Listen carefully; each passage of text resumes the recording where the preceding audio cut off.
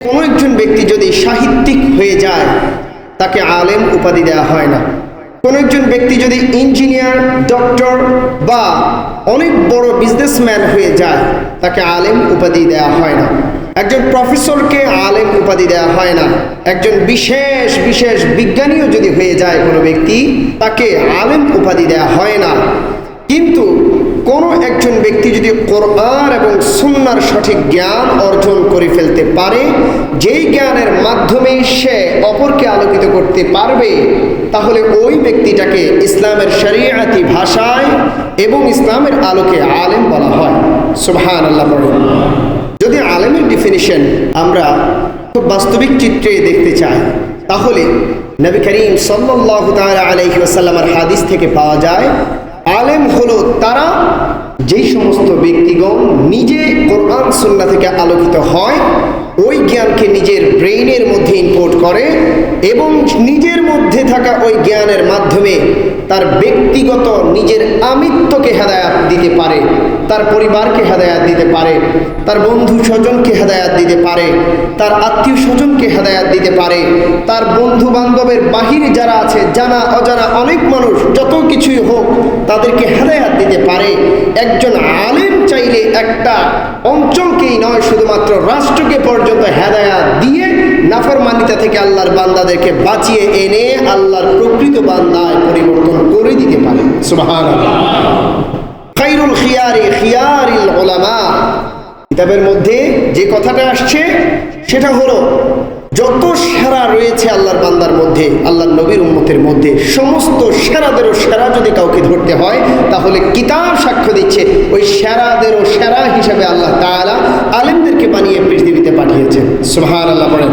নবী করিম সাল্লাল্লাহু তাআলা আলাইহি ওয়াসাল্লামের একটি হাদিস রয়েছে যেখানে প্যারা রাসূল সাল্লাল্লাহু তাআলা আলাইহি ওয়াসাল্লাম বলছেন, ইন্নাল উলামাআহুম ওয়ারাসাতুল আম্বিয়া, আলেম হলো নবীদের উত্তরসূরি। প্রশ্ন হতে পারে এই উত্তরসূরিটা কীরকম উত্তরসূরি? ধন দৌলতের, বাড়ি গাড়ির, ক্ষমতার, নাকি অট্টালিকার? না, ওই রকম কোনো কিছুরই না। এইখানে হাদিসের সরার মধ্যে উঠে এসেছে যে নবী করিম সাল্লাল্লাহু তাআলা আলাইহি ওয়াসাল্লাম থেকে শুরু করে যতজন নবী এসেছেন, রাসূল এসেছেন, তারা প্রত্যেকেই আল্লাহর পক্ষ থেকে আসমানে জ্ঞান নিয়ে এসেছেন, যে জ্ঞানের আলোতে পৃথিবীকে আলোকিত করা হয়। ওই জ্ঞানের উত্তরসূরি, দায়িত্বশীল এবং ওই জ্ঞানের খাদেম যে ব্যক্তি হয়ে থাকে ওই ব্যক্তিটাই হচ্ছে আলেম। জ্ঞান অর্জন করার মাধ্যমে ওই ব্যক্তি নবীদের ইলমের উত্তরসূরি হয়ে যায়। সুবহানাল্লাহ পড়েন। ওয়ারাসাত দ্বারা আমরা দেখি জমি জামার উত্তরসূরি যারা, তাদেরকে বোঝানো হয়, এবং ওয়ারাসাত দ্বারা আমরা দেখি বিভিন্ন ধরনের ধন সম্পদের উত্তরসূরিকেও বোঝানো হয়। কিন্তু আমাদেরকে বুঝতে হবে আলেমদেরকে খাস করে ইলমের উত্তরসূরি কেন করা হয়েছে। কারণ পৃথিবীর মধ্যে ধন সম্পদ, অট্টালিকা, আপনি যাই বলেন, সমস্ত কিছুর উপরে হয়েছে তথ্য জ্ঞান। আর এই জ্ঞানের মধ্যে মহাজ্ঞান হচ্ছে কোরআন সুন্নাহর জ্ঞান। এই কোরআন সুন্নাহর জ্ঞান মহাজ্ঞান হওয়ার কারণে পৃথিবীর সবচেয়ে শ্রেষ্ঠ দামি জিনিস হয়ে গিয়েছে। এবং যখনই এটা দামি জিনিস হয়ে গিয়েছে তখন এইটাকে যাকে তাকে দেওয়ার মতো কোনো সুযোগ থাকে না, শুধুমাত্র উত্তরসূরিরাই পায়। ওই কারণে আলেমদেরকে উত্তরসূরি বানানো হয়েছে এবং আলেমদের কাছে নবীদের সেই কিতাবের জ্ঞান ইলম আল্লাহ তাআলা দিয়েছেন। তারা দায়িত্ব পালন করে করে করে করে নবীদের উম্মতদেরকে, আল্লাহর বান্দাদেরকে হেদায়াতের পথে পরিচালিত করছেন। ওই জ্ঞান দ্বারা আলোকিত করে নাফরমানিতা থেকে বাঁচিয়ে আল্লাহর প্রিয় বান্দায় মানুষকে পরিণত করে দিচ্ছেন। সুবহানাল্লাহ। এখন যদি প্রশ্ন হয় তাদের মর্যাদা কতটুকু, তাহলে জবাবে আসবে যে একজন আলেম যখন কোরআন হাদিসের জ্ঞান দ্বারা নিজেকে আলেম হিসেবে প্রস্তুত করে ফেলে, তৈরি করে ফেলে, তখন ওই ব্যক্তির জন্য সর্বপ্রথম আল্লাহর আসমান এবং জমিন আল্লাহর কাছে দোয়া প্রার্থনা করতে থাকে। সুবহানাল্লাহ পড়ে, আরো জোরে পড়তে হবে সুবহানাল্লাহ। আল্লাহর কোনো একজন আবিদ বান্দা, আল্লাহ তাআলার কোনো একজন বান্দা যদি নিজেকে কোরআন সুন্নাহর আলোতে আলোকিত করে ফেলে, কোরআন সুন্নাহর জ্ঞানে নিজেকে যখন জ্ঞানী বানিয়ে ফেলে, তখন সে আলেমের মর্যাদা পায়।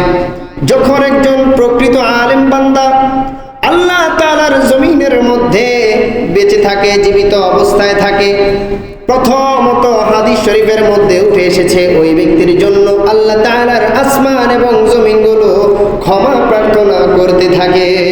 সুবহানাল্লাহ। 2 নম্বরে উঠে এসেছে ওই আলেমের জন্য আল্লাহ তাআলার সমুদ্রগুলো প্রার্থনা করতে থাকে।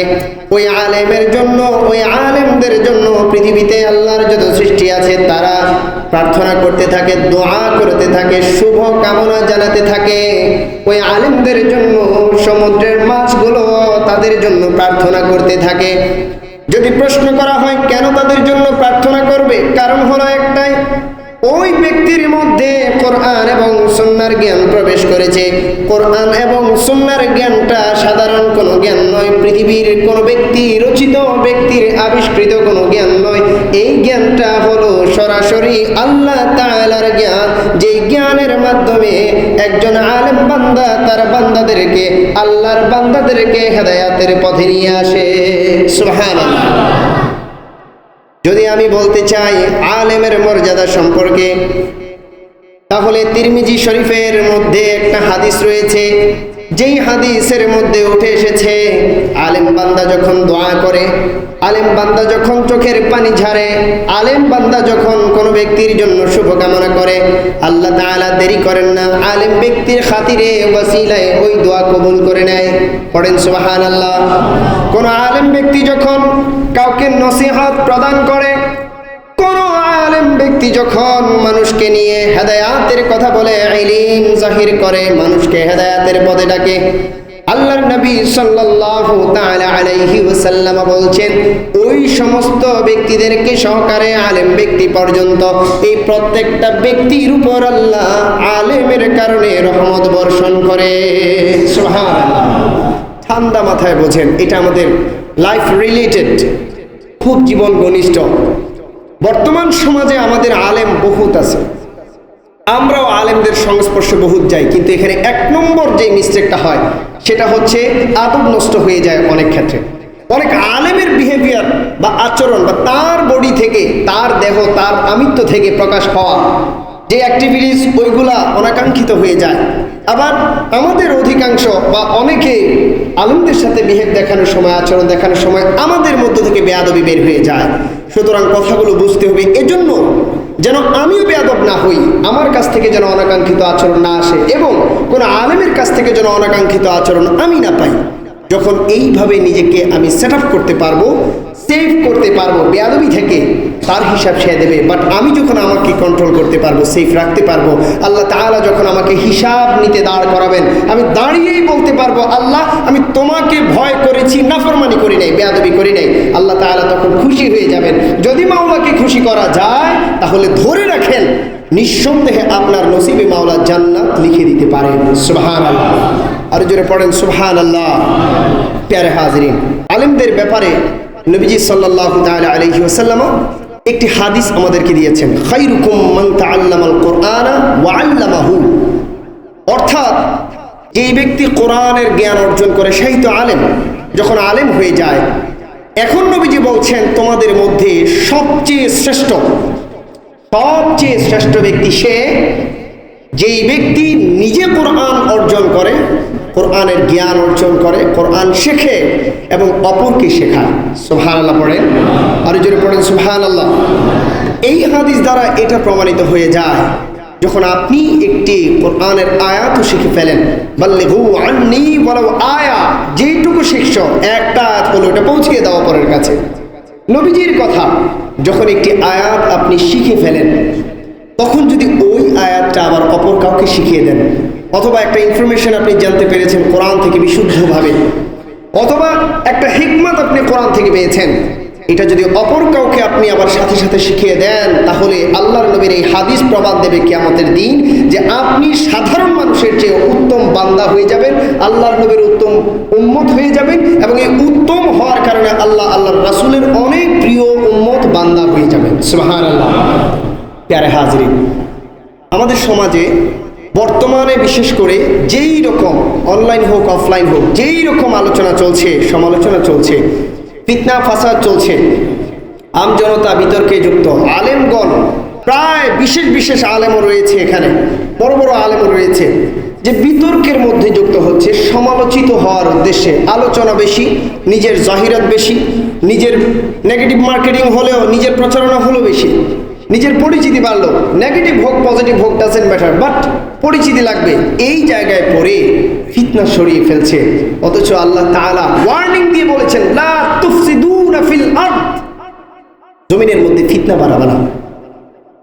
যদি আপনি বলেন ইলম প্রচার করা ওয়াজিব, আমার প্রচারণার যে প্রসেস বা আমার প্রচারণার যে মেথড, এই মেথড অনুযায়ী প্রচার করতে গিয়ে যদি ফিতনা তৈরি হয়, তাহলে ফতোয়া আসবে এইভাবে, আকাইদ আহলে সুন্নাহর রায় হবে এইভাবে যে আপনি সেইখানে ইলম প্রচার করা বন্ধ রেখে নিজেকে এবং অপরকে ফিতনা থেকে বাঁচানো আপনার জন্য ফরজ হয়ে যাবে।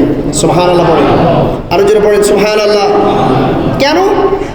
লা তুফসিদুনা ফিল আরদ, আমরে ইলাহি, এটা আল্লাহ তাআলার হুকুম। আর বাল্লিগু আন্নী ওয়ালাউ আয়া, পৌঁছে দাও, এটা নবীজির হুকুম। হুকুম না, এটা নবীজির একটা উপদেশ। তো এই যে উপদেশ আর হুকুম, যদি নবী করিম সাল্লাল্লাহু তাআলা আলাইহি ওয়াসাল্লাম এই উপদেশকে আপনি গ্রহণ করতে গিয়ে, আপনি ওয়াজিব আদায় করতে গিয়ে ফরজ নষ্ট করেন, তখন আপনি এই আদায় করা থেকে বেঁচে ওয়াজিবকে বাদ দিয়ে ফরজকে গ্রহণ করে ওই ফরজটাকে বলবৎ রাখা আপনার জন্য ফরজ হয়ে যাবে। সুবহানাল্লাহ। তো তিরমিজি শরীফের মধ্যে একটা হাদিস এসছে, একটা ঘটনা নবী করিম সাল্লাল্লাহু আলাইহি ওয়াসাল্লাম বর্ণনা করেছেন। যখন কিয়ামতের মাঠে সমস্ত আল্লাহর বান্দারা উপস্থিত হবে, ঠিক সেই সময় আল্লাহ তাআলা আলেম ব্যক্তিদেরকে ডেকে ডেকে ডেকে ডেকে সামনে নিয়ে দাঁড় করাবেন। সুবহানাল্লাহ পড়েন, আরো জোরে পড়তে হবে সুবহানাল্লাহ। গভীর মনোযোগ। আলেমদেরকে নিয়ে দাঁড় করাবেন এবং বলবেন, দুনিয়ার মধ্যে আমি কি তোমাকে ভালোবেসে ইলম দেই নাই? ওই ব্যক্তি জবাব দেবে, হ্যাঁ আল্লাহ, ও মাওলা আপনি দিয়েছেন।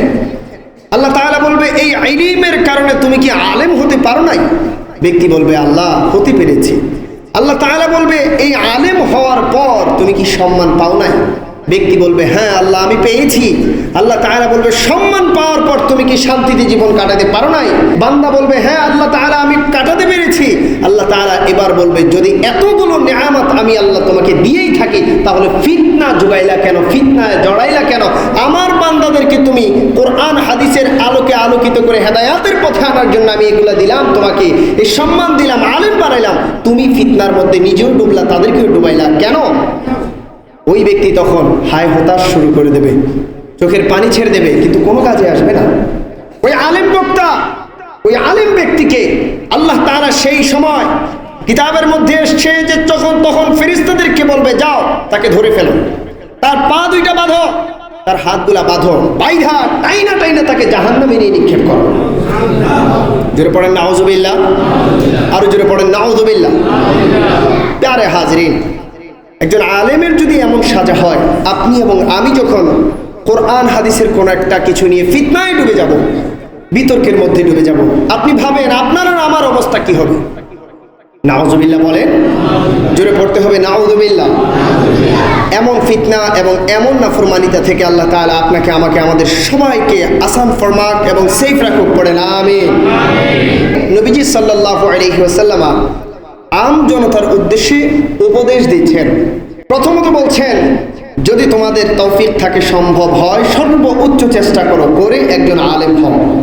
এরপরে বলছেন, যদি এটা না হয় তাহলে একজন আলেমের শাগরিদ হও, ছাত্র হও।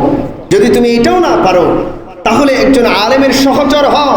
যদি তুমি এটাও না পারো তাহলে একজন আলেমের বন্ধু হওয়ার চেষ্টা করো। যদি তুমি এটাও না পারো তাহলে একজন আলেমের সংস্পর্শে থাকার চেষ্টা করো। যদি তুমি এটাও না পারো, মনে মনে অন্তত আলেমের শুভাকাঙ্ক্ষী হও।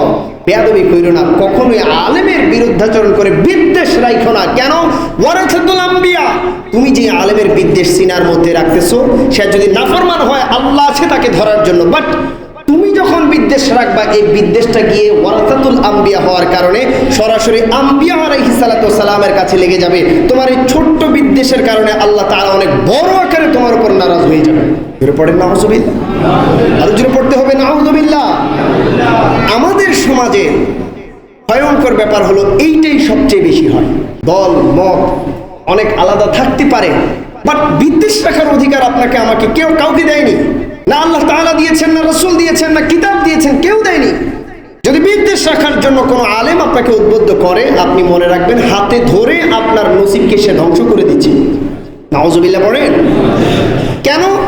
দেখেন, ইখতিলাফুল উলামা ও রাহমাতুন কিতাবের মধ্যে এসছে, সমস্ত ফুকাহায়ে কেরামগণ ঐক্যমত পোষণ করেছেন। এইটা একদম মশহুর একটা মতবাদ যে উলামায়ে কেরাম আলেম যারা আছেন তাদের যে ইখতিলাফ, কিতাবি ইখতিলাফ, মাসআলাগত ইখতিলাফ, আমলি ইখতিলাফ, তাদের যে ইলমগত ইখতিলাফ আছে, এই প্রত্যেকটা ইখতিলাফ, এক একটা ইখতিলাফ এই উম্মার জন্য রহমত স্বরূপ আল্লাহর পক্ষ থেকে আসে। সুবহানাল্লাহ। দেখেন আমাদের মাযহাব, প্রধান মাযহাব মোট কয়টা? সবাই পড়তে হবে কয়টা?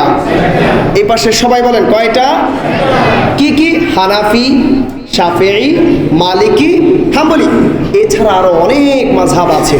কোন কোন মাযহাবে ঘোড়া খাওয়া জায়েজ, আবার কোন কোন মাযহাবে জায়েজ না। কিন্তু আপনি যদি বলেন যেই মাযহাবে জায়েজ না সেটা ভুল, আবার ওই মাযহাবের কেউ থাকার কারণে তাকে ভুল মনে করেন, সে যদি আবার বলে আপনি ভুল, তাহলে কি হলো? হলো না। কেন? কারণ প্রত্যেকটা মাযহাব এসেছে প্রত্যেকটা ইজতিহাদ থেকে, গবেষণা থেকে। প্রত্যেকটা মাযহাব এসেছে সঠিক দলিল ভিত্তিক মতবাদ থেকে। যখন কোনোটা একটু গড়মিল হয়, আপনি যদি হুট করে তাকে ভুল বলে দেন বা ঘৃণা করেন বা বিদ্বেষ রাখা শুরু করেন, হলো না, সমালোচনা শুরু করেন, হলো না, এখানে আপনার করণীয় কি? এখানে আপনার করণীয় হচ্ছে আপনি আপনারটা সঠিকভাবে শিখেন, মানেন, জানেন, প্র্যাকটিস করেন। আর অপরের যেটা আছে সম্ভব হলে সেটা সম্পর্কে জ্ঞান অর্জন করেন, না হলে তার কাছ থেকে জেনে নেন। কিন্তু সেইটা না করে যদি বিদ্বেষ রাখা শুরু করেন, তাহলে মনে রাখিয়েন এই কারণে আপনি জাহান্নামে তো যেতে পারেনি, শুধুমাত্র তাই নয়, দুনিয়ায় থাকতে এই বিদ্বেষ থেকে ধীরে ধীরে ধীরে ধীরে বান্দা মুমিন থেকে মুনাফিক পর্যন্ত হয়ে যায়। নাউজুবিল্লাহ। আর জোরে পড়েন নাউজুবিল্লাহ। আর মুনাফিকের জায়গা কোথায় আমরা সবাই জানি। কাফির, মুশরিক, মুরতাদ, বিদআত, যত ধরনের নাফরমান আছে, নাস্তিক, সবগুলোরে আল্লাহ যে জাহান্নামে দেবে তার চেয়ে আরো ভয়ঙ্কর নিম্নের জাহান্নামে মুনাফিককে নিয়ে ফেলে হবে। নাউজুবিল্লাহ বলেন না। এই জন্য বিদ্বেষ রাখা যাবে না, আলেমদের প্রতি কোনো বিদ্বেষ রাখবেন না। যেই মতবাদের আলেম হোক, আমি বিশ্বাস করি একজন আলেম সে কোরআন হাদিসের ইলম নিয়েই আলেম হয়েছে, তাকে বিদ্বেষ রাখার অনুমতি আল্লাহ তাআলা আমাকে দেয়নি, তাকে বিদ্বেষ করার অনুমতি রাসূল আমাকে দেয়নি, কিতাব আমাকে দেয়নি। যত কিছুই হোক, যদি তার ভুল হয়, তার মতবাদে ভুল হয়, সে যদি কাউকে মিসগাইড করে, আমার সামর্থ্য থাকলে আমি সঠিক গাইড করে দেব। যদি না থাকে ভুল ধরিয়ে দেওয়ার চেষ্টা করব আদবের সাথে, উইথ ডিউ টু রেসপেক্ট। যদি আমার এইটুকু না থাকে, আমি আল্লাহর কাছে দোয়া করবো, আল্লাহ তারে হেদায়েত করো, সংশোধন করে দাও, আমাদেরকে বাঁচাও। পড়ে না আমিন? আর যারা বলে না আমিন। সোশ্যাল মিডিয়ায় গেলেই দেখা যায় কোনো একজন ভাই, আপনি একজন আলেমকে পছন্দ করেন, আলহামদুলিল্লাহ, কিন্তু আরেকজন আলেমকে আপনি পছন্দ করেন না। ওই ব্যক্তি একটা ভিন্ন মতবাদের কথা বললেই পট করে একজনকে দিয়ে দেয় গালি, বুলিং চলে, নাফরমানি চলে, কথা, কুকথা, হায় হায় আস্তাগফিরুল্লাহ, দুনিয়ার নাফরমানি চলে। তো এই যে এগুলো আপনি চালাচ্ছেন বা কেউ চালাচ্ছে, চালানোর পর যেই আলেম বলল ভিন্ন মতবাদ, তারও ক্ষতি হচ্ছে না? যে আলেমকে সে সমর্থন করে তারও ক্ষতি হচ্ছে না? ক্ষতি হচ্ছে কার? নিজের। কেন? গীবত যখন আপনি যার পক্ষে নিয়ে করেন, গীবত যখন আপনি করবেন, আপনি পানিশমেন্ট খাবেন। বলেন ঠিকই না? কারণ আপনার হিসাব আপনাকে দিতে হবে। গীবত যখন আপনি করবেন, আপনি পানিশমেন্ট খাবেন। চুগলখড়ি আপনি করবেন, আপনি পানিশমেন্ট খাবেন। মিথ্যা আপনি বলবেন, আপনি পানিশমেন্ট খাবেন। কারো বিরুদ্ধে বিদ্বেষ রাখবেন আপনি অন্যায়ভাবে, আপনি পানিশমেন্ট খাবেন।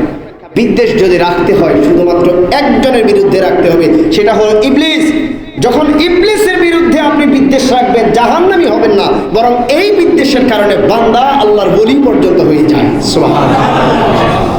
আর যদি মুমিন ভাইয়ের বিরুদ্ধে আপনি বিদ্বেষ রাখেন, এই যে ফিলিস্তিনের ক্রাইসিসটা দেখেন, এখন যে ফিলিস্তিন, এখানে যেরকম আমরা ভিন্ন মতের ভাই আছি, ফিলিস্তিনেও তো আছে। সেখানে তো ভিন্ন মাথা, ভিন্ন চিন্তা, ভিন্ন মত, অনেক কিছুই আছে না? আছে তো। ওইখানে কি ঐক্য নাই? আছে। এখন যদি ওই মুহূর্তে ওইখানে এই ফাটল ধরায়, আলাদা আলাদা চিন্তা করে, একজন আরেকজনের প্রতি বিদ্বেষ রাখে, ফিলিস্তিন তো এমনিই চলে যাচ্ছে, এটা তো আরো অনেক আগেই চলে যাইতো। এখনো যদি এটা করে, আর কোনো অস্তিত্ব থাকবে? থাকবে না। তো এইখান থেকে শিক্ষা নেন আমার ভাই, তারা সবাই ঐক্যবদ্ধ। আমরা যদি ঐক্যবদ্ধ থাকতে পারি, ইনশাআল্লাহ আমাদের অস্তিত্বের মধ্যেও কেউ হাত দিতে পারবে না। এই জন্য কোনো আলেমের বিরুদ্ধে বিদ্বেষ রাখবেন না। ভিন্ন মতবাদ হলেই শুধুমাত্র ঘৃণা শুরু করবেন না, সমালোচনা শুরু করবেন না, সেটাকে সম্মানের সাথে গ্রহণ করবেন, বোঝার চেষ্টা করবেন। মানেন আর না মানেন, নিজের ব্রেইনে জায়গা দেন না, দিয়ে ভাবেন না। ভাবার পর বোঝেন না, বুঝতে হবে। আপনি বোঝার পর যেটাই রিয়েকশন দেন ওটা পরের কথা, বাট আগে বোঝেন। বোঝার পর আপনার 1 নম্বর দায়িত্ব হবে তাকওয়া মেনটেন করা। আমার আল্লাহ, আল্লাহর রাসূল এই মুহূর্তে এই বিষয়ে আমি কি করলে খুশি হবে, কি করলে নারাজ হবে। নারাজ করা যাবে না, খুশি যেভাবে হবে সেভাবেই যদি করতে পারেন তাহলে মনে রাখিয়েন আপনার এই চিন্তাধারা, এই ইলম আপনাকে দুনিয়া থেকে নয়, শুধুমাত্র কিয়ামতের মাঠ থেকে জান্নাতে নেওয়ার আগ পর্যন্ত আপনার সঙ্গী হয়ে যাবে। আর যারা পড়েন সুবহানাল্লাহ।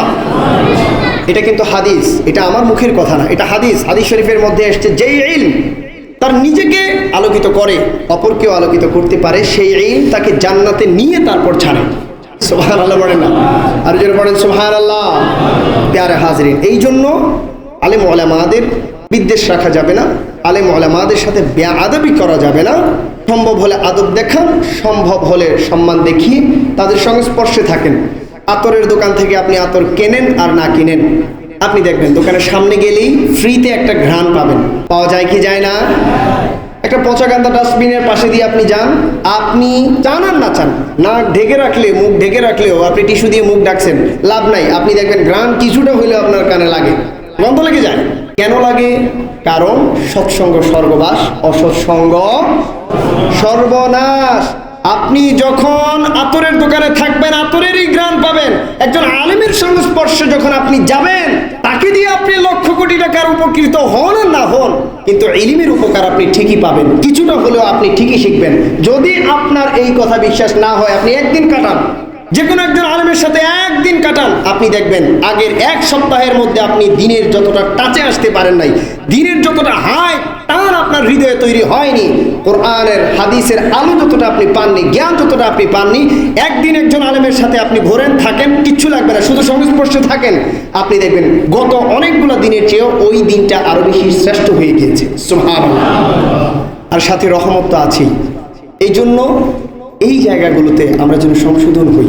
দেখেন, যদি আপনি সংশোধন না হন, শেষ জমানা, এমনিতেই আমাদের অস্তিত্ব নিয়ে সমস্যা, এমনিতেই আমাদের অস্তিত্ব সংকটে আছি আমরা, কত বিপদ, কত মুসিবত, দেশে দেশে মার খাচ্ছে, দেশে দেশে সমস্যা। এই জায়গায় আমরা যদি আবারও নিজেরা বিদ্বেষ রাখি, কুন্দলে রাখি, তাহলে আমাদের উপর আল্লাহ তাআলার গজব চলে আসবে। কারণ আমরা অ্যাকচুয়ালি আল্লাহ তাআলার হুকুম মানছি না, আইন মানছি না। সেখানে আমাদেরকে সংশোধন হতে হবে। অন্যের জন্য বিদ্বেষ রাখলে নিজের ভেতরেই তো এটা চর্চা হয়, তো চর্চা হয়ে এটা নিজের স্বভাবের মধ্যেই তো মিশে। তো নিজের স্বভাবের মধ্যে মিশলে আপনি সবচেয়ে বেশি থাকেন নিজের ফ্যামিলির সাথে, দেখা যাবে স্বভাবে যেটা মিশে যায় এটা না চাইলেও বের হয়ে যায়। আপনি ফ্যামিলির সাথে থাকার সময় অন্যকে করা বিদ্বেষের প্রভাব আপনার ফ্যামিলির মধ্যে পড়ে যাবে। নাউজুবিল্লাহ বলেন, আরো জোরে পড়েন নাউজুবিল্লাহ। আল্লাহ তাআলা আমাদেরকে বুঝ দান করুন, করেন আমিন। প্যারে হাজরিন, এই পর্বে আমরা যদি ইলম সম্পর্কে জানার চেষ্টা করি, পৃথিবীর মধ্যে আল্লাহ তাআলার দেয়া নবী রাসূলদের পরে সর্বশ্রেষ্ঠ নেয়ামত, রহমত, বরকত এবং সর্বশ্রেষ্ঠ সম্পদ হচ্ছে ইলম, যেটা আল্লাহ তাআলা বান্দাকে ভালোবেসে দিয়েছেন। আরো জোরে পড়েন সুবহানাল্লাহ, আরো জোরে পড়েন সুবহানাল্লাহ। নলেজ এন্ড উইজডম, জ্ঞান এবং প্রজ্ঞা, হিকমত, এই দুইটা জিনিস কোরআনুল কারীমের মধ্যে উল্লেখ হয়েছে। কেন এটা উল্লেখ হলো? কারণ গোটা পৃথিবীটা 100 বছর আগে আর 100 বছর পরে আপনি চেঞ্জ করে দেখেন, একটু পরিবর্তনটা লক্ষ্য করে দেখেন, শুধুমাত্র জ্ঞানের কারণে, হিকমতের কারণে পৃথিবীটাকে মানুষে পরিবর্তন করে দিয়েছে। সুবহানাল্লাহ পড়েন। 1000 বছর আগে দেখেন, প্রাচীন সভ্যতার মানুষ ছিল, তারা বাতাস এভাবে বসে বসে বাতাস খাবে তো দূরের কথা, লাইটের আলো পাবে তো দূরের কথা, ঘর্ষণ দিয়ে পাথরে পাথরে আগুন জ্বালাতে হতো। বাতাস খেতে হলে পাহাড়ের চূড়ায় উঠতে হতো, গাছের আগায় উঠতে হতো, সেখানে প্রাকৃতিক বাতাস খেতে হতো। এভাবে কল্পনাও করতে পারেনি। কিন্তু আপনি দেখেন, জ্ঞান এবং হিকমতকে প্রয়োগ করে করে করে করে আল্লাহর বান্দারা পৃথিবীটাকে পাল্টে দিয়ে এখন এতটা সহজ করে ফেলেছে, জীবনকে এত স্বাচ্ছন্দ্যময় বানিয়ে তুলেছে যে পৃথিবীতে এখন আর বাতাস খেতে হলে, কাজ করতে হলে ওই রকম পাহাড়ের চূড়ায় বা গাছের চূড়ায় উঠতে হয় না, সুইচের মধ্যে টিপ দেয়, মাথার উপর বাতাস চলে আসে। সুবহানাল্লাহ, আরো জোরে পড়েন সুবহানাল্লাহ। এটা হচ্ছে জাগতিক। এবার আপনি আসেন ইলমের আধ্যাত্মিক পাওয়ারটা দেখে ফেলি। আধ্যাত্মিক পাওয়ার যদি আপনি দেখতে চান, তাহলে আপনাকে তাকাতে হবে শাহজালাল ইয়ামিনীর দিকে। কিভাবে? আমি আপনাকে বলছি, শাহজালাল ইয়ামিনী আপনার আমারই মতো একজন মানুষ। বলেন কি? একজন মানুষ। আপনি যেমন মানুষ, আমি যেমন মানুষ, তিনিও এমন মানুষ। আপনি আমি যেমন আল্লাহর বান্দা, তিনিও আল্লাহর বান্দা। আপনি আমি যেমন আল্লাহর নবীর উম্মত, তিনিও আল্লাহর নবীর উম্মত। আপনি আমি যখন নামাজ পড়ি সিজদা দেই, তিনিও সিজদাই দিতেন।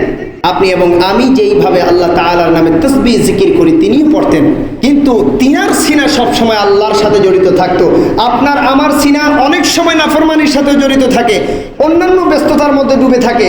তো এই ব্যবধানের কারণে ইলম যখন আপনার মধ্যেও আসে আর আমার মধ্যেও আসে, আপনি আমি ইলম নিয়ে যদিও ফিতনায় ডুবে যাই অথবা আমল করি, বাট শাহজালাল ইয়ামিনী রহমাতুল্লাহি আলাইহিগণ ওই ইলম নিয়ে আল্লাহ তাআলার সাথে সম্পর্ক উন্নয়ন করে।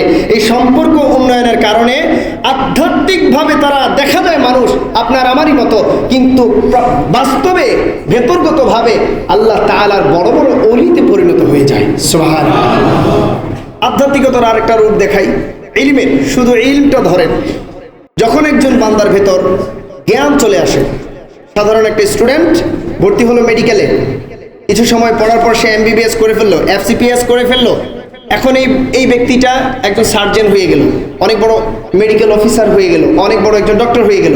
এখন এই ব্যক্তিটার সামনে কয়েক বছর আগে যদি একটা মানুষের জ্বর হইতো, সে কিন্তু কিছু বলতে পারতো না, ট্রিটমেন্ট করার তার সেই জ্ঞানটা ছিল না।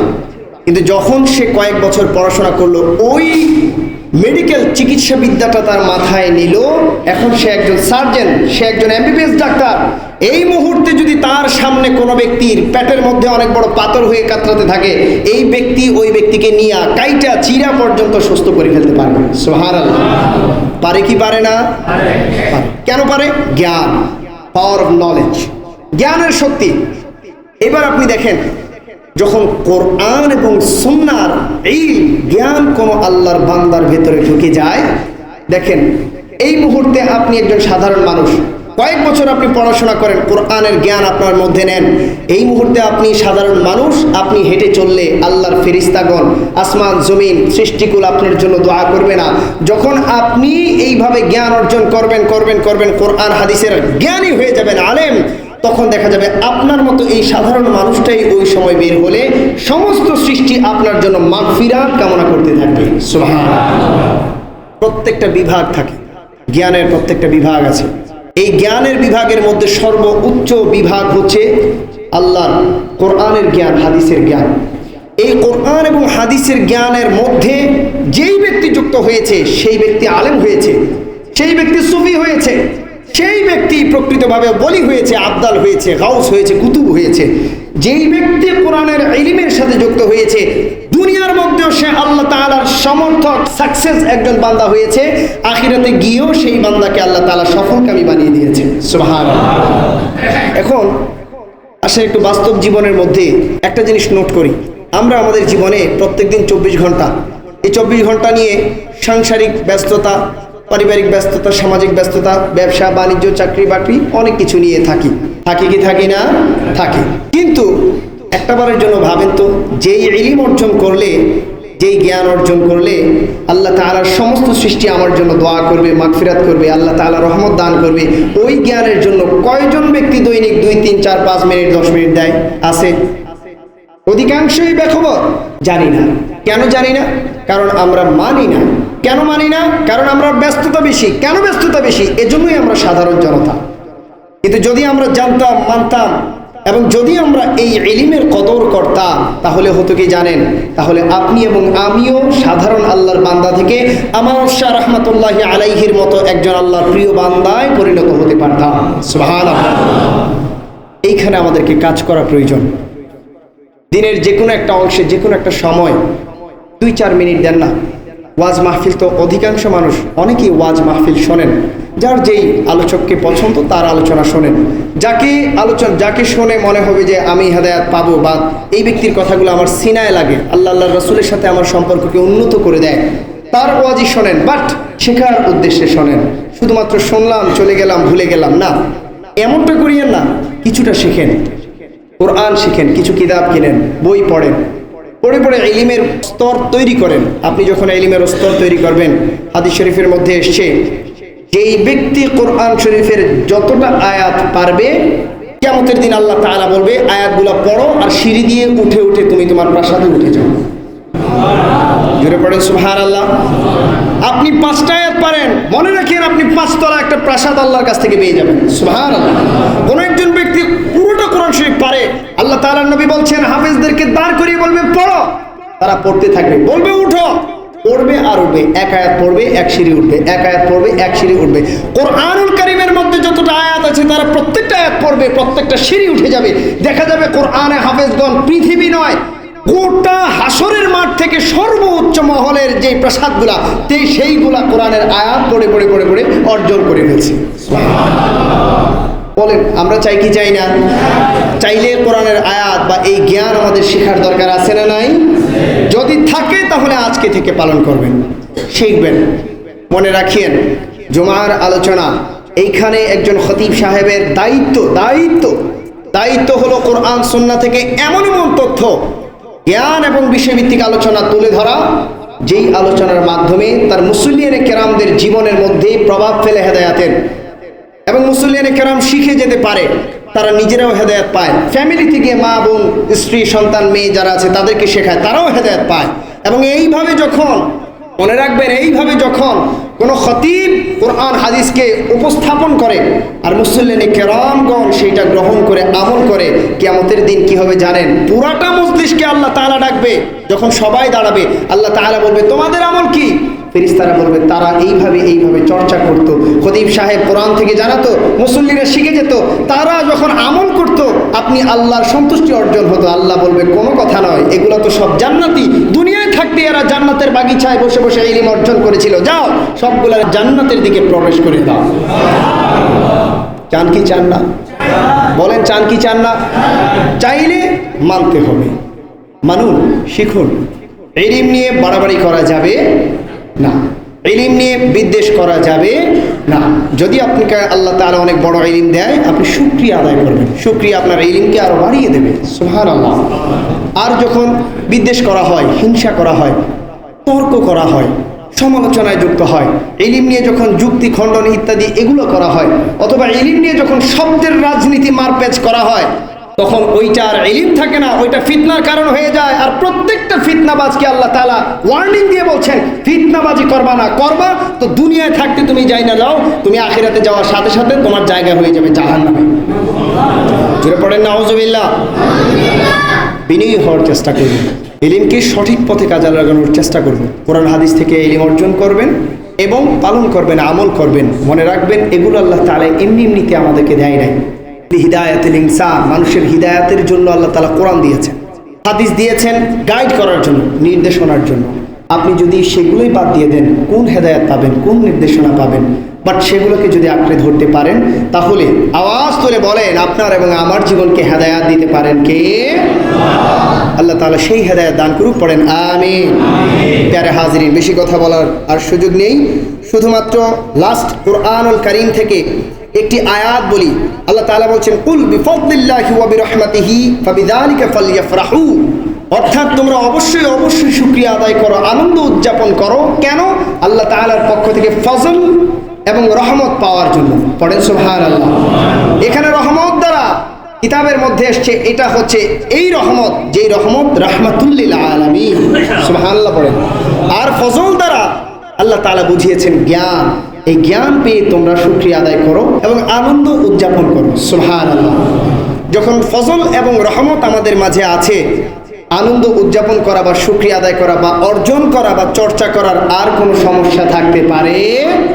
নবীজি সাল্লাল্লাহু আলাইহি ওয়াসাল্লামের একটি হাদিস বলছি, আলী রাদিয়াল্লাহু তাআলা আনহু বলছেন মাজালিসুল ইলমি হিয়া রাউদাতুম মিন রিয়াদিল জান্নাহ। সুবহানাল্লাহ পড়েন।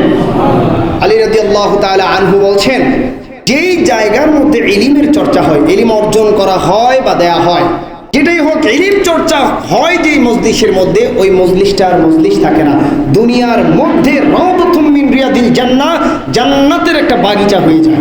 সুবহানাল্লাহ। যখন আপনি ইলম অর্জন করবেন, এই বাগিচাটার মধ্যেই যুক্ত হয়ে যাবেন, তখন আপনাকে, আমাকে বা সবাইকে, বা যারাই ইলম অর্জন করতে যাবে ওই সবাইকে কবুল করে নেবেন কে?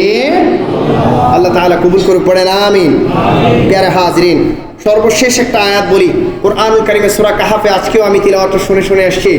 আল্লাহ তাআলা বলছেন ওয়া মান ইউদ্লিল ফালান তাজিদ লাহু ওয়ালিয়্যাম মুরশিদা, যদি কোনো ব্যক্তিকে আল্লাহ তাআলা মিসগাইড করে দেয়, হেদায়েত থেকে বঞ্চিত করে দেয়, তাহলে ওই ব্যক্তির জন্য পৃথিবীতে আর কোনো মুর্শিদ রাহাবার পথ প্রদর্শক খুঁজে পাওয়া যাবে। ইলম নিয়ে যখন কোনো ব্যক্তি ফিতনায় যুক্ত হয়, তখন আল্লাহ তাআলা ওই ব্যক্তিকে নাফরমানের কাতারে লিখে দেয়, আর ওই ব্যক্তির জন্য এই আয়াত প্রয়োগ করে দেয়।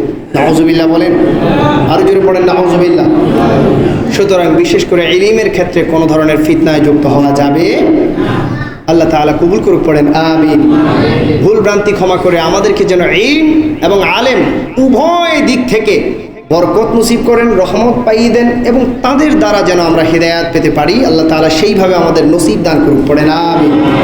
ওয়াখির দাওয়ানা আলহামদুলিল্লাহ। আসসালামু আলাইকুম ওয়া রাহমাতুল্লাহি ওয়া বারাকাতুহু।